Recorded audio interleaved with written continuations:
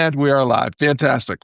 Welcome, everyone, to a pop-up edition of Creative on Purpose Live. I am your host, Scott Perry. I am the founder of Creative on Purpose and also the publisher of the Purpose-Driven Prosperity Model. I'm here with Solopreneur Success Circle member and participant and contributor, Anna Kohler Smith. And Anna and I decided today, just a few hours ago, that we were going to talk about something that we both have profound, deep knowledge in, and that is artificial intelligence, authenticity, and content creation and connection.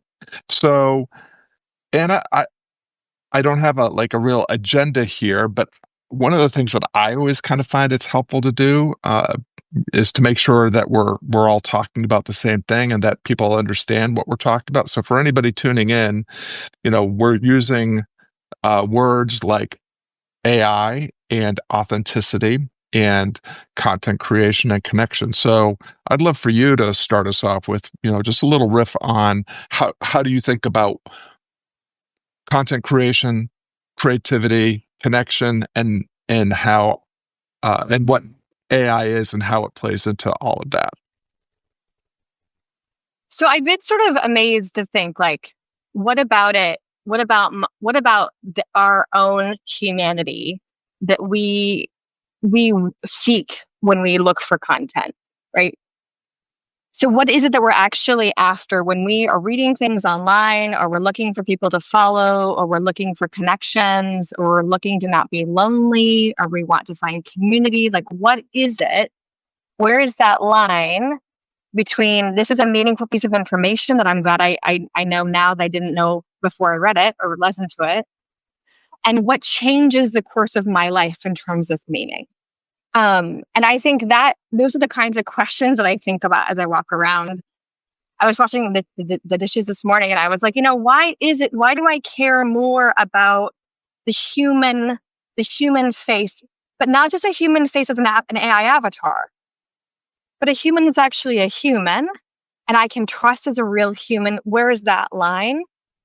And I feel like I'm in my own learning curve because I'm new to Substack and I've launched my business recently, and kind of in what I think is also going on for a lot of people, which is a bit of a crisis in terms of knowing what to actually believe.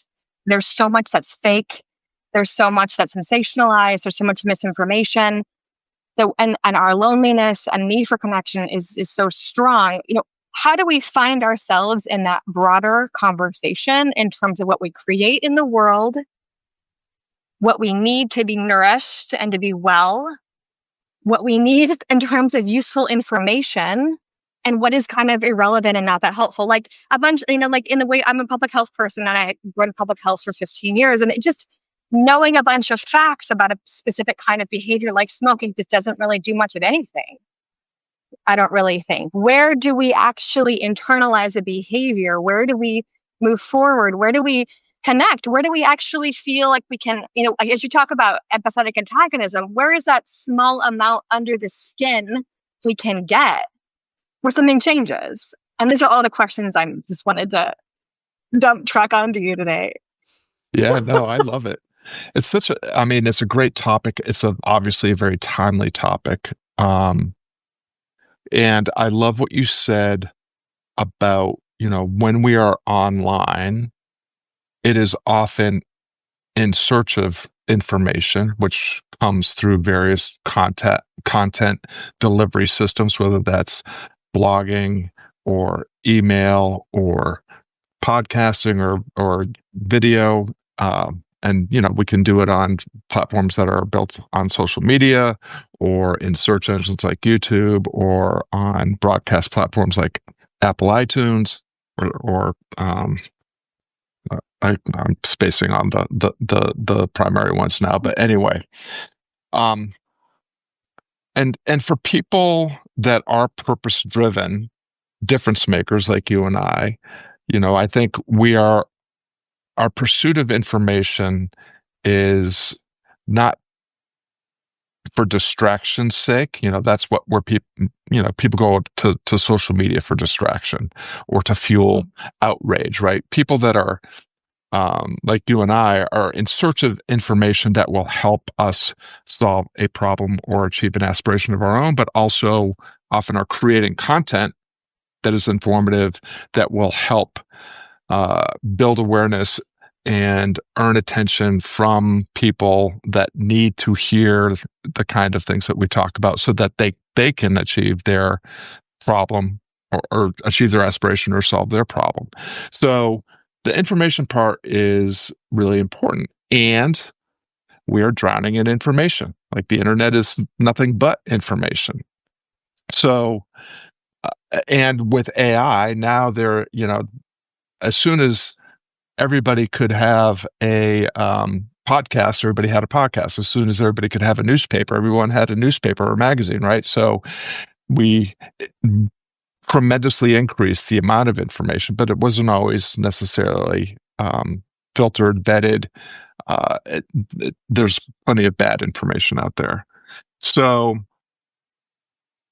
there is this element of the AI question around, what does that do to an already saturated market? Does it just make it more saturated? And does it, in fact, just make it more saturated with more BS stuff? And I think the answer is probably. But here's the way I also see tremendous opportunity for those of us that do try to create and promote and connect through meaningful information that's intended to help people solve problems and achieve aspirations, is that as the marketplace gets more and more glutted with all sorts of, BS and or information of questionable validity, they will start to also seek the person behind the content, which is speaking to what you said. Like they will seek the human behind the content. So it begs the question: if you are a person that believes in the power of human to human connection, collaboration, communication, all the things, is it okay to use AI, or how do we use AI? So I definitely have some thoughts on all that, but that's just a little riff to build upon your riff about kind of where we're all at with this thing right now. I think right. I do think that at the end of the day, the point is the human, right? The point, when you trace it back, where the point is to, maybe not to be, it's not to be so human centric, but to be sort of our own purpose, our own focus, our own perspective, our own wisdom in the world, our own place in the world. And I think that if AI can help us get to more clarity and then more wisdom, then we're moving in the right direction. If it's just distracting us with more facts and more presentation and more show and more shine and kind of more bullshit, I feel like it's not really offering that. But I do think there are ways of doing that. Like I was talking to an artist friend of mine just before our call, and she was like, she's finishing up art school, and she's like, I just feel like I'm not as good of an artist as all these other people around me. And I kept thinking, according to whom? Like, according to what standard of what is it, what your style needs to be? And according to what, if your one skill is according to what kind of master defined in what way? What makes art attractive to me is the human mess behind it, And so and I told her that, and she was like, oh yeah, I guess it's like, if it's all you are is technical skill as an artist, I think you've lost the point. And I don't think she lost the point, but it just was interesting to be like, actually, wait, like the imperfection is where we get in. The imperfection is where we connect. It's where we can relate. I can't relate to a perfect artist. I can relate to a human who's making some stuff. So where does AI fit into that? Like how can we use AI to get closer to that version of a wiser version of ourselves as creators who are actually just on the independent, authentic path of creation? Mhm. Yeah, that's That's true. the question. Well, you're speaking to the whole idea of function over form. Like if what you are trying to accomplish, if the function that you're trying to achieve is to help someone make a meaningful change for the better, and the way that you know that you can do that is to engage with them in a way uh, that helps them make the difference only you can help them make, and the way that you can help them make it, then the form can take a lot of different you can take a lot of different paths, and AI is just one of the form pieces that can help you do that better. So here's where I'd like to maybe get into, what do we actually talk about when we talk about AI and Mhm. authentic connection and creation? Because I have a very specific definition of intelligence that I borrowed from Dr. Dan Snyder, which has also been adopted by the Guardian Academy, which is, and this is, I have read this from other people much earlier. So this is not proprietary IP that I'm sharing. This is the idea that intelligence is the ability to get what you want, to accomplish what you want to accomplish. That's a measure of your intelligence. So Hmm. that's different than knowledge and or information, right? Because information and not like you can spend a lot of time just connecting or collecting dots, collecting knowledge, collecting information. Intelligence is your ability to connect that knowledge and information in a way that helps you close the gap between where you are and where you want to be in terms of some sort of objective aspiration or goal or solved problem. So the artificial part is problematic because artificial has a kind of a negative connotation. I think it's pretty important to remember that we've been using AI for a very long time. You know, a stone axe was AI for people that wanted to chop logs without smashing them against boulders or trying to chew through them with their teeth, right? A steam shovel was artificial intelligence for someone that wanted to dig a hole faster than they could do it with a shovel or their hands, or a team of people with shovels. So I prefer the idea. I prefer calling it augmented intelligence. Again, my presumption is, if you're following me, my work, or engaged in any of the communities that I engage in, is that you're trying to be a force for good in the world, and that you're trying to make a difference. You're trying to do work that matters with people you care about. You want to help other people accomplish things that you've accomplished, or share knowledge that will help them accomplish what they want to accomplish that maybe is not exactly what you've accomplished. And so that idea that AI as augmented intelligence is helping you accomplish a goal with greater ease and velocity. Plain and simple, AI becomes a tool. Tools, by and large, are created to save you time, effort, reduce risk, and so forth. Now, tools can be used for good or for ill, and some tools have a hammer is designed to drive nails into boards. You can use it to build a house. You can use it to build a fence. You can use it to build lots of things. You can also use it to bash someone's head in. So, the utility of the tool really depends on the efficacy, the integrity, and the intention of the user. And I was recently engaged in a conversation where someone said, well, AI is not just this neutral tool. It has, it was designed for a purpose. And I get that, the same way that people would argue, like, a gun is actually a tool intended to take a life or to protect oneself. And indeed, you can use it to, and people in my neck of the world use it all the time to put meat on the table. I'm Mhm. glad they have guns. I'm glad they're able to feed their families. Um, some people use it as a deterrent or as a way to protect themselves. I think that's okay. Some people use it to go into schools and take innocent lives. Well, that's not okay. But again, the tool is, although intended for a purpose, I think it's a longer conversation about where does something become the tool's responsibility as opposed to the human's responsibility. So when I think about AI as augmented intelligence, it is a way that I can accomplish the things that I want to accomplish, to achieve, to apply intelligence, my ability to get what I want with greater ease and um, velocity. And the intention and integrity of how I'm using it, that's kind of up to me.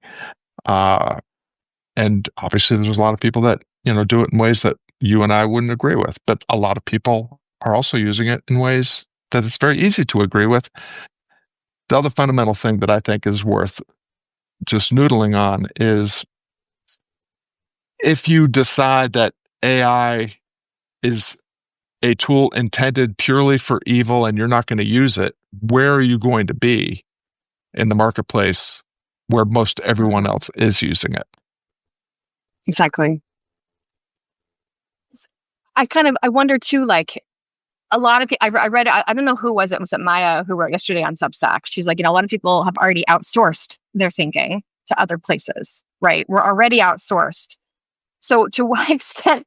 So if we're worried about something being outsourced, I think we're kind of missing the problem itself. I think that what we're often missing is the overarching clarity of what we're really after, the broader philosophical questions of our lives. Where do we derive meaning? What is a wise use of our time? How do we care for each other? How do we care for ourselves? I mean, those are the kinds of questions that it brings me to. And I'm like thinking to myself, am I just using AI sometimes because I feel lazy? Because I just get tired and there's a lot of information in the world. And I'm like, okay, that's one thing. But when I'm looking online for people to read, people on Substack to follow, whatever, I'm looking for real, messy, non AI voices that I can see are humans. So that's what we're looking for. At least I think most of us are actually in the same way that when we look for a friend, we look for a real person. We look for a way in. What do you think? No, I think that's I'm like fixing my phone real quick. Okay. no, you're Okay. fine. You're Okay. fundamentally, y- you're spot on. I mean, what most of us that are engaged in making a difference, doing work that matters, doing work that provides us with fulfillment, meaning that allows us to live a legacy that will be worth remembering after we're gone. We are doing human work, creative work, empathetic work, compassionate work. And that's all stuff that AI is not going to be able to take away from us too soon. And to the point that you made about Maya's article, yeah, a lot of people are trying to outsource like everything to Mhm. AI, and that's probably a mistake because here's a way I think about it. I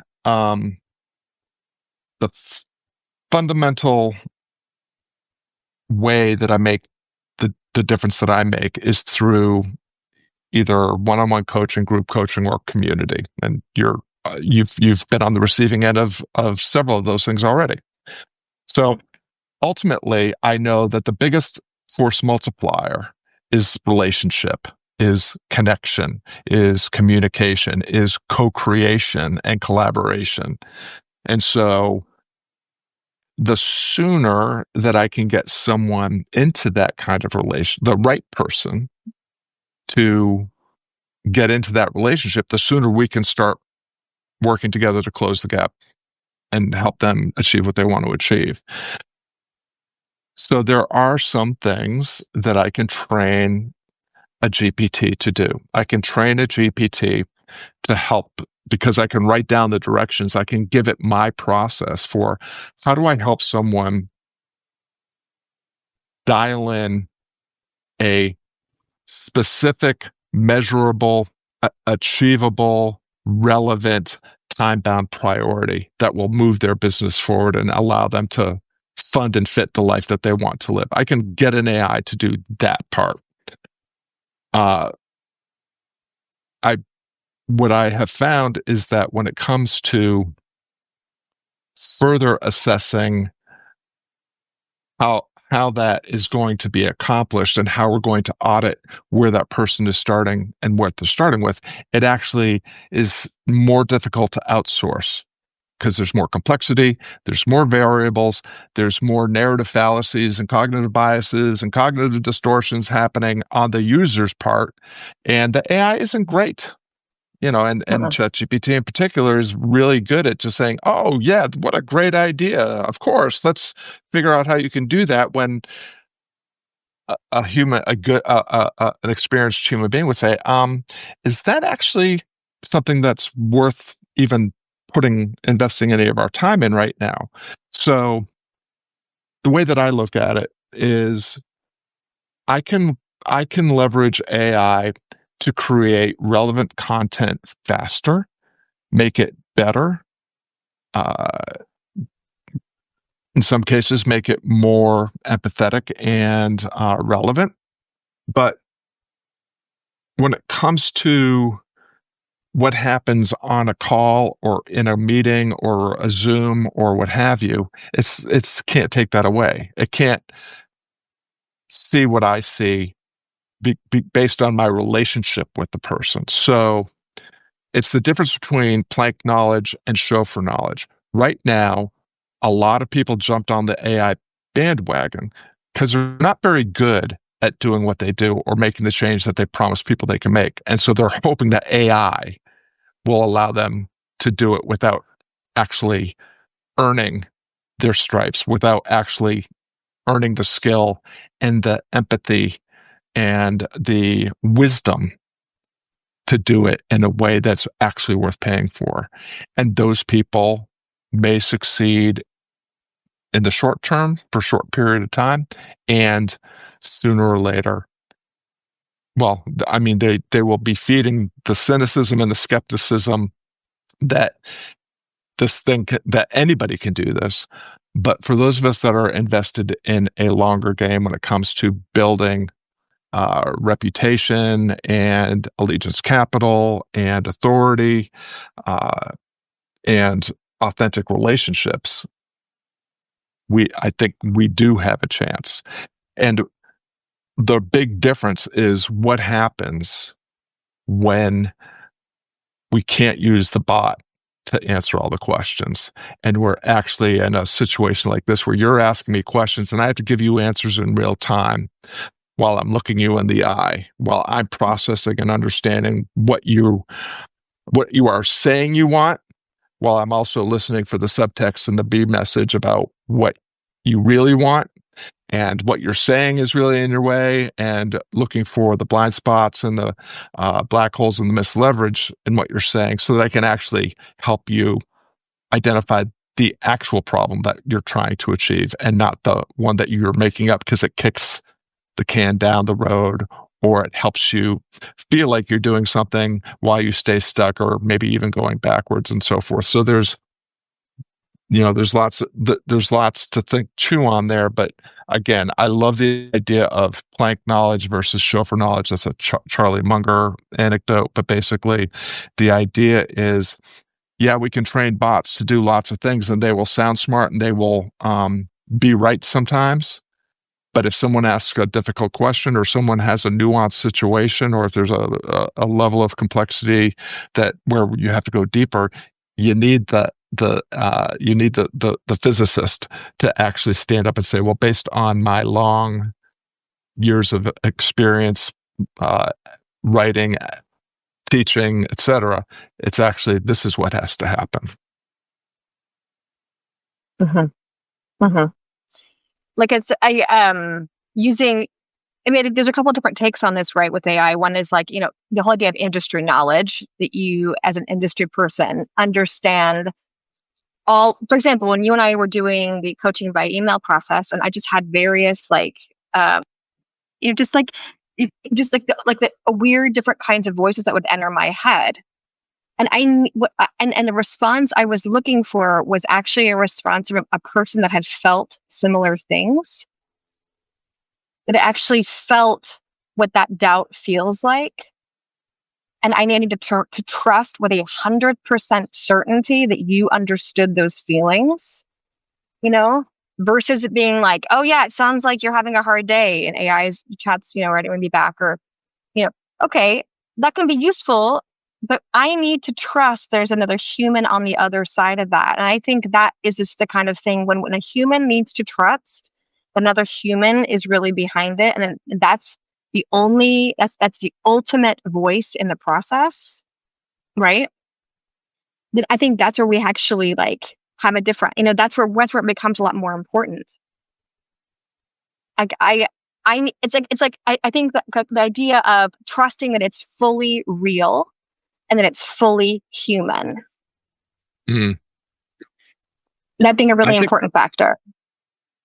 that's a really great insight. And this is where the advent of AI is maybe going to solve some of the problems that have been created by doing business and connecting in the digital world, and the rise of the digital marketer and the online guru, because digital marketers and online gurus have been able to engineer behaviors in ways that you and I probably would never find ourselves, right? Looking for Yeah. psychological triggers and pain points that we can dig into, and creating false certainty and false agency and false scarcity.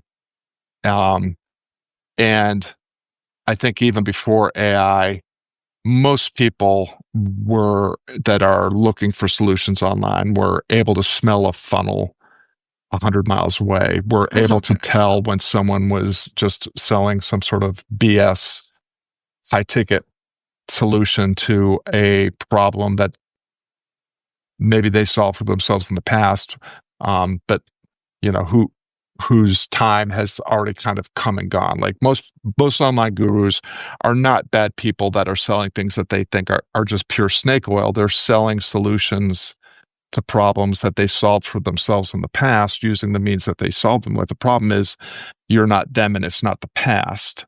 And so by the time Right. some guru is selling you a process, a blueprint, a roadmap, or whatever, it's no longer functioning and operating at and optimized as much as it was when they discovered it and or used it.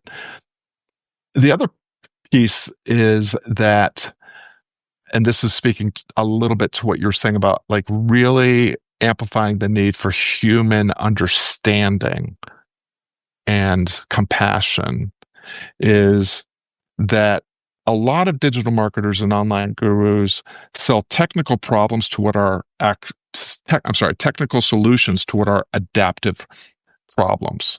Like you can't actually solve your sales problem with a funnel, because at a certain point you're going to exhaust that 2 to 3% of the marketplace that will buy from a funnel. And if your thing didn't work, you've got no. If you want to work with that funnel, by the way. Sorry, Scott. Oh, yeah. If you actually wanted to work with that funnel to begin with, which you probably didn't, but Exactly. It right. takes a lot of time, effort, and money to get a funnel working.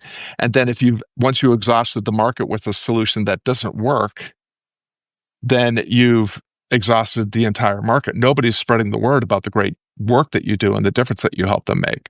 And so the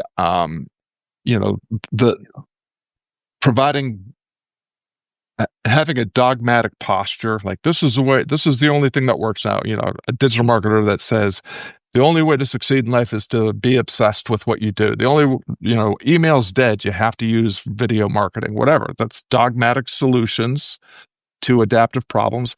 It's not true that email's dead. It's not true that video is the only way that you can sell online. It's not true that you have to be obsessed. In fact, I would recommend you don't be obsessed. Obsessed people generally are not very happy people.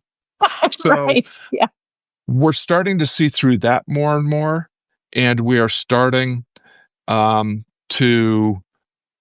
I think we're and we're and we are. I think we're starting to look for the alternatives. Like, I don't want to buy a high ticket program from some self-proclaimed expert. I don't want to get sucked into another funnel and give up my email just so I can get spammed into eternity with something I don't want to buy that doesn't really fit my personality, my preferences, my temperament, tolerances. So there's that element where those of us that are leveraging technology, AI, digital communications to build authentic human connections, we're going to be okay. And when you do it, it feels that way.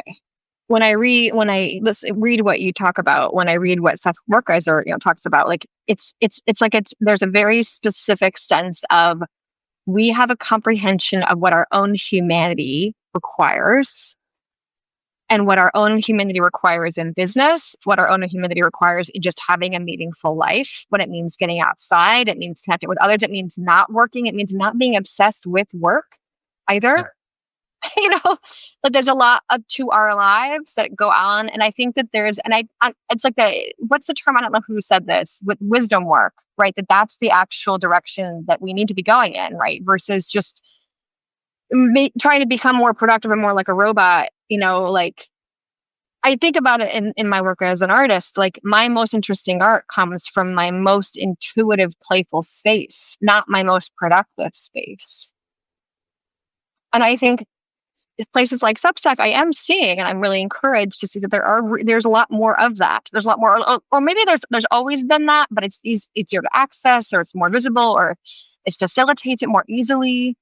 It's like you could just kind of dive in versus like trying to search for something that doesn't make you feel terrible on Twitter. Like I just can't. And it's funny how I'm at a point right now too in my own life where I'm like gauging a lot of things by how it affects a broader sense of my like more intuitive and almost like physical reaction. And the fact that I feel like a sense of invitation with so many people I'm now reading on Substack is a sense of like, no, this is actually a pool I can swim in. Like I can engage here, and I just want to, what I'm looking for are real voices, and they could be supported by AI, like a really good assistant or a really good expert who just is around to hang out to help you. But that can't replace the fact that we know that we have to connect to be trusted and to do good business and just to be good people and to have a good life, And I think that's kind of what it comes down to. And I wonder, for people who are missing that kind of wisdom part of it, like you said, are going to suffer a huge amount more in the future. Like, oh, I thought this was going to really expedite something and I was going to be a lot smarter in this, but I really don't have any more trust. I don't feel any better about my life. People, it's like, where's the reason for living and all of that? I don't know. I think the broader questions are actually philosophical ones. And I think that's something you and I see eye to eye on a lot. And that's kind of what I'm thinking about with lately. Yeah.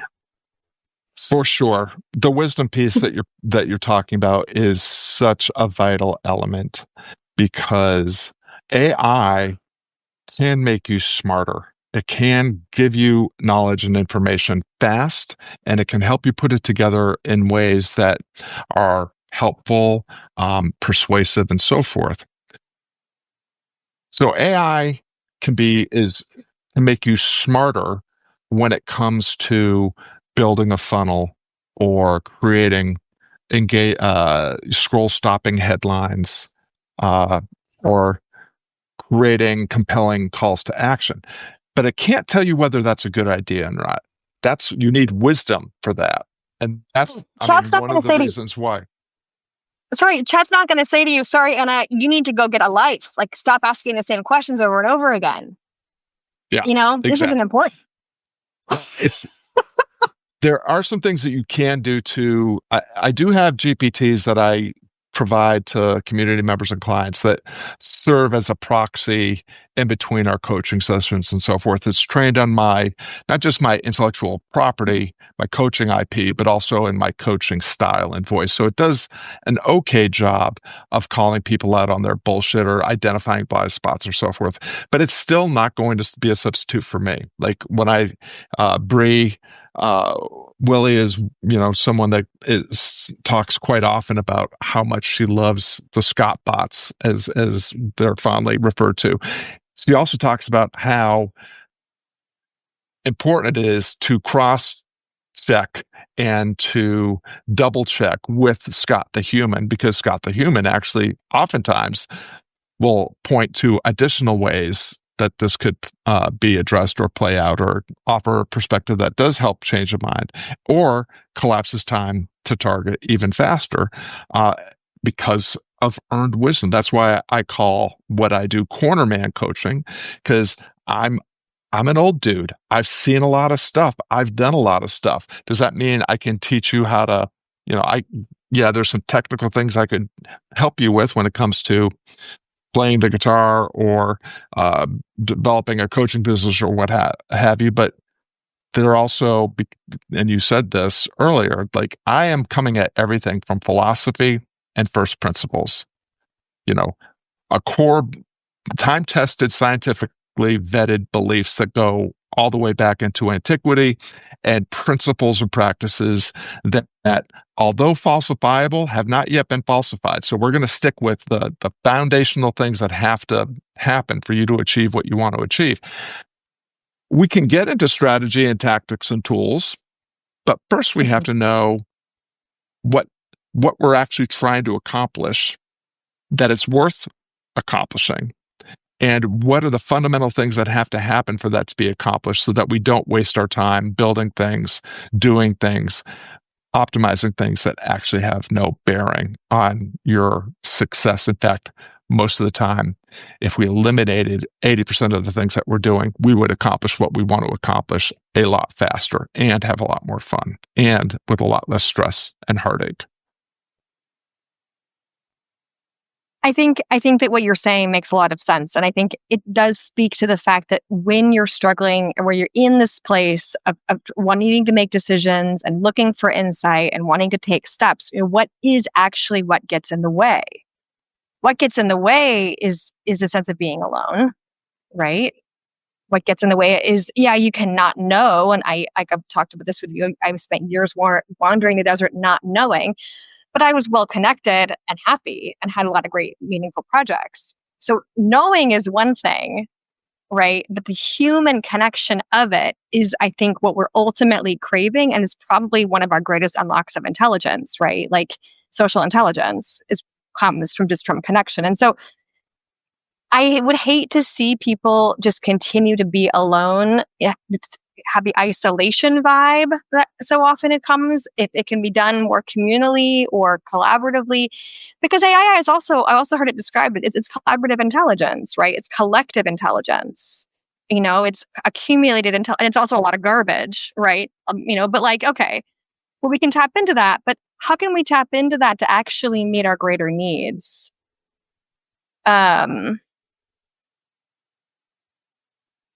I don't know. Those are questions I'm still asking. But you provide a beautiful example of what's possible with that, and with generating community and using tools helpfully without getting too distracted. And maybe how can we use this to contribute to the actual life you seek to live? Because with you, that's what you start with. What's your life going to look like? Not how fast, not how much money, whatever. What's your life going to look like? And I think if AI required everybody to pause and actually think about what their life wanted to look like, it's first let's talk about where are you actually trying to go? Yeah. I've got about 3 minutes left, and I gotta hop off. Yeah. We need to wrap up because it's time for Catalyst coaching calls here very shortly. But just closing thoughts, Anna, based on the conversation and the questions you came in with, what are your big takeaways or lessons or ahas from this conversation? Oh, I think I'm underlining in my own life your very specific concept on what is an effective tool, and getting clear on what is an effective tool. But if you don't know what you're building, it's kind of ridiculous to have. It's like you buy a box of tools for what? You got to know what you're using it for. So I would kind of in the ongoing invitation of doing that more challenging, harder stuff, of actually figuring out where you are trying to go first, and then letting the tools be useful but not distracting along the way. I think that'd be my closing. What about you, Scott? What do you think? Well, I come back to my original point. Like artificial intelligence, if you want to be a fake, if you want to fake intelligence, you can use artificial intelligence to fake intelligence. Um, Right. play Fair your enough. Yeah. game. But if you come at it from this idea of augmented intelligence, and you have some skill and some lived experience and some ability to help people accomplish a task, then this tool, AI, can augment your intelligence by helping you help other people accomplish what they want to accomplish, whether that's achieve a goal or solve a problem with greater ease and velocity if you use it with the requisite integrity and intention. So, I guess my big takeaway is if you are arguing that AI is going to solve the world's problems or compound them, you are actually just adding to the noise. The question becomes how how are you going to take responsibility for how you think about, how you engage or not engage with AI, what you do use it for and what you don't use it for, where it does enhance your life and the life of the people that you're working with, where it does bring you greater fulfillment and meaning and significance in your life, and where it cannot. I think ultimately that's the real game here. The AI is a tool, and the responsibility for how that tool is used and the efficacy of the use of that tool, that's up to you. So embrace your agency to decide these things for yourself and stay open to the possibilities that come along the way. And you will be able to iterate and improve your way to accomplishing the things that you want to accomplish in ways that help you become the kind of person that you want to become. Yeah. Always fun to Wise talk word. with you, Anna. All right. We Thank you, will see Scott. where, Thanks, everybody. thanks everyone for tuning in, Yeah. and we'll see you where Okay. we see you Yep. next. Thanks.